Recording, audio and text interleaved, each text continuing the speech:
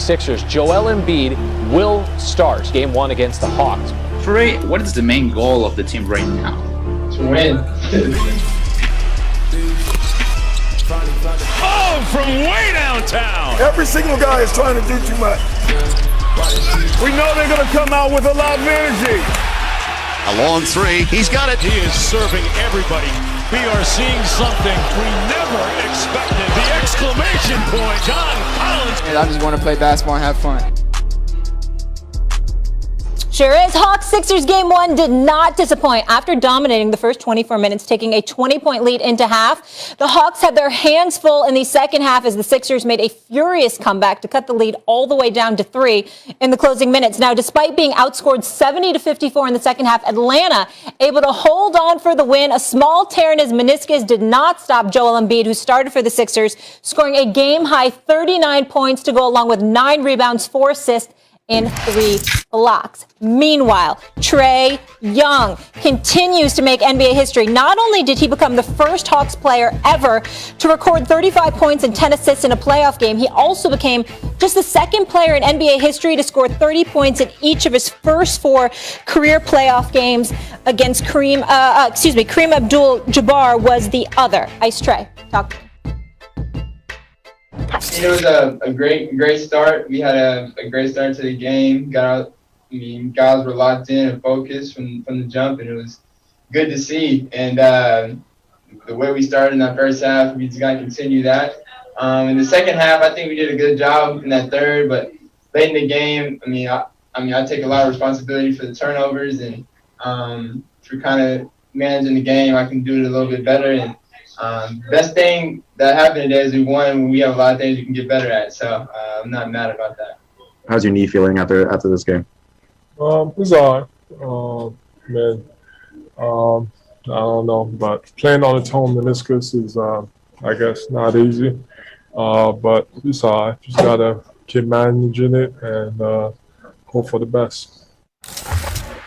Stephen A., bigger Game 1 story, Trae or Simmons? Trae Young. We all on notice.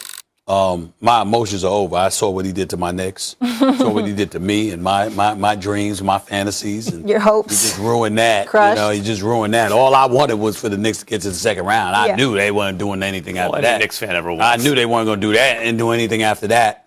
I didn't see this coming. The Atlanta Hawks are really damn good. These brothers can shoot. They can play. And Trae Young is a guy that Luka's Luka, and we get that, but Trae Young is something special. He is a star in this league. He is on the verge of superstardom because the biggest stage is what he loves. And when you love the biggest stage and you show up and show that you love it and why, that's what makes stars in this league. That's what makes your name for you. He strikes fear in people now. Right, his movement without the basketball, his quickness, his ball handling skills, his passing ability, and of course he is sniper-like tendencies. But the biggest thing is the people he's got to pass the ball to. Ladies and gentlemen, John Collins can play. All right, this guy Kevin Huerter can shoot the rock. Collins can shoot too. Bogdanovich can shoot. Silence the Sixers with that late 3. But you can't leave them open. Who you're going to go. You literally got to pick your poison because they got poison all over the Atlanta Hawks roster. And I'm here to announce this on national television. 76ers don't win Game 2. This series is over. They're not beating Atlanta 4 out of 5 games. Not the way they shoot. Not the way they shoot. And Ben Simmons, I said this many times, he hit all 7 of his shots. His athleticism, his attack in the basket, his defense. Ben Simmons is special, man, but he is no threat from the perimeter. And because he's no threat from the perimeter, they get to key on some of the Sixers shooters the way the Sixers wish they could key on Atlanta shooters. That's a problem. And they're going to have to figure out how to fix it. I believe they can, but they better start in Game 2. You ain't coming back from an 0-2 deficit against this Hawks team, in my estimation. Game 2 is the series for the 76ers. The story was not Trae Young. Props to Trae Young. because that Luka trade went from like lopsided to not so lopsided anymore. Whoever gets Luka still wins the deal, but Trae Young is making that trade like, oh, okay, we see you, Atlanta. Remember, they got a first-round pick with him, too. Yeah. The issue is not Ben Simmons either. It's not Trae Young or Ben Simmons. The real story that come out of Game 1 is Doc Rivers. Doc Rivers is the story. You know, we were talking earlier about the Clippers. Do you have confidence in Kawhi and Paul George, Stephen A? Mm-hmm. And I said, yeah. And part of that is because of Ty Lue. Ty Lue, like, we should get something straight. Ty Lue, I think he's now 4-0 in Game 7s as a coach. Mm-hmm. It's not just that he has the horses. It's that he can really coach. Doc Rivers is going to be a Hall of Fame coach. He's won a championship. I think he's a great coach. However, doesn't mean he's perfect. Everyone has these things, and the same thing that makes him a great coach, some of the same things can hold him back. For example, loyalty or being, intractable and stubborn. He does this thing where, so let's take yesterday, for example. First, he puts Danny Green on Trae Young, right? You want to save Ben Simmons for later in the game. Danny Green can defend on ball, but not a dude like Trae Young. So they fall behind. Then he does this thing, which he's been doing all year, Doc Rivers, where he plays an exclusively bench unit at the end of the first and the beginning of the second. That's when they got killed. That's when they got buried. Trae Young, on Danny Green on Trae Young, it gave him a little lead, and then the Hawks, and then Doc buried him with this bench unit. Can't do it, right? Like, you're supposed to tighten the rotation in the playoffs. They go 11 deep, and they have some guys who are not playable now, like Shake Milton, and a few other guys. You really shouldn't be playing these dudes. So what happened? They fell behind by so much because Doc stayed with the thing he'd done in the regular season, which you'd think he wouldn't do in the playoffs. Then later in the game, he makes some adjustments. Ben Simmons on Trae Young. How'd he do, Stephen A? When you put Thibault and Simmons on Trae Young, suddenly it wasn't like the first half, that's for sure. Well, they trapped a lot. And the Sixers caught up. Now, here's the problem.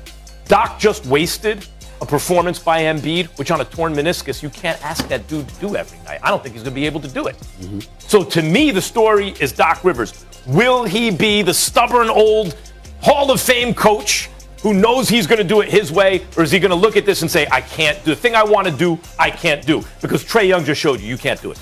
Can't do it. Can't play that bench unit. You're going to get buried every game against this Hawks team. I get where you're coming from. Because I would have never put Danny Green on Trae Young. Too small, too cat quick. That ain't the kind of dude that Danny Green should be defending.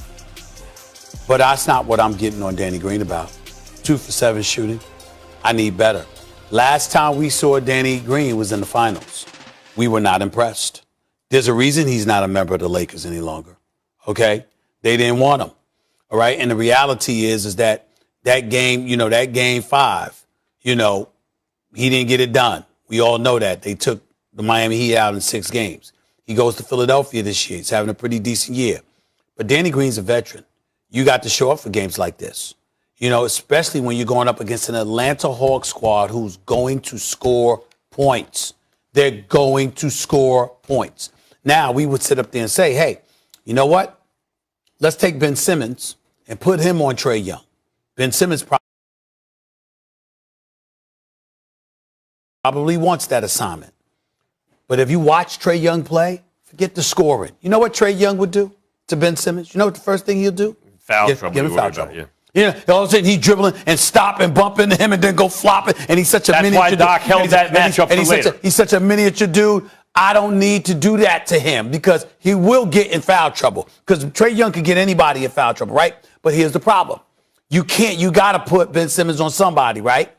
You can't, a guy like Thibault, but if you put him on the court with Ben Simmons at the same time, it's not enough shooting. But between Simmons and Thibault, you got 48 minutes of defense on that position. I understand that. But the point is you don't have the playmaking ability because Thibault can't do what Ben Simmons can do. And that's where your problem lies, which gets us back to the shooting. Because if Atlanta was a team that struggled to score from the perimeter, you could take your chances with exactly what I just mentioned. You can't because they got 4 dudes on the court that can light it up from the outside.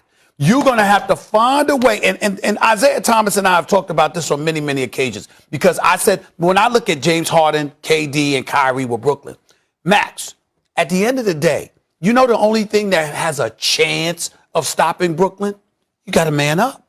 You got to literally go one-on-one. I'm going to keep a body in front of them. Philly is the only team with a chance. At all times, I got to have a body in front of them with a hand in their face. Yeah. This switching and doubling and leaving somebody open, you can't do that to Brooklyn, right? And you can't do that to Atlanta. And the other thing you can't do to Atlanta is play Maxey and Thibault, and you can't take your whole bench and put them out there for that amount of time to end quarters and begin quarters. You're going to get buried. But they showed, Embiid gave you enough. You could have won that game last night. No question. I got something juicy for you coming up, guys. Has the king been dethroned? We're talking